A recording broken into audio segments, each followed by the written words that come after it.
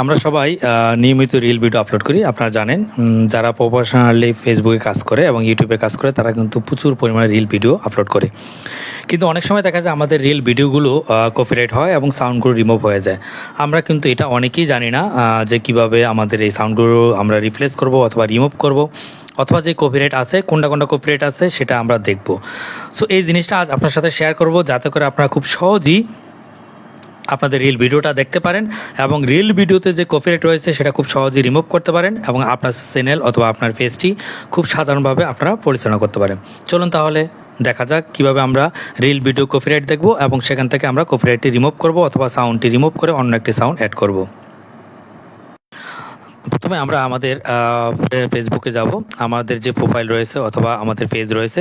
তো সেখান থেকে আমরা যদি প্রোফাইল থাকে তাহলে সরাসরি যাব, আর যদি পেজ থাকে আমরা এখান থেকে সুন্দর করে সিলেক্ট করব। সো আমরা এখন রাফি ভাই চ্যানেলটিতে যাব। সো রাফি ভাই পেজটি আসার পরে আপনারা যে কাজটি আমরা করব অথবা আপনারা করবেন সেটা হলো এখানে ক্লিক করবেন থ্রি ডটে ক্লিক করার পরে আপনারা সরাসরি এই পেজটিতে চলে যাবেন।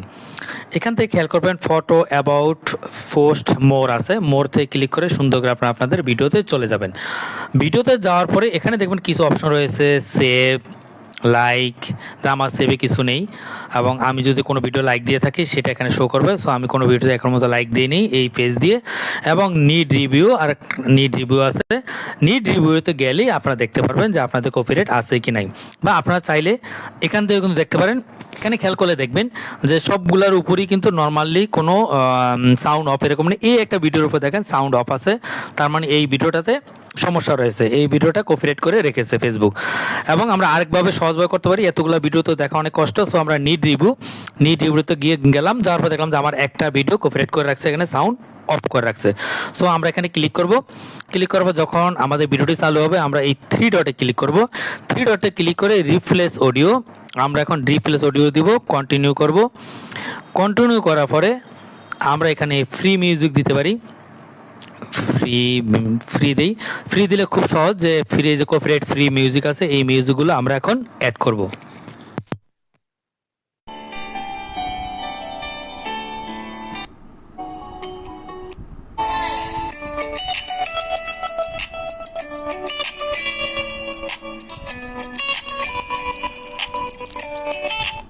যে অডিওটি রিপ্লেস করেছিলাম এবার আমরা চেক দিব। এখন খেয়াল করে দেখেন সেভ লাইক আছে, কিন্তু রিভিউ নামে যে অপশনটি ছিল এখানে আর নেই।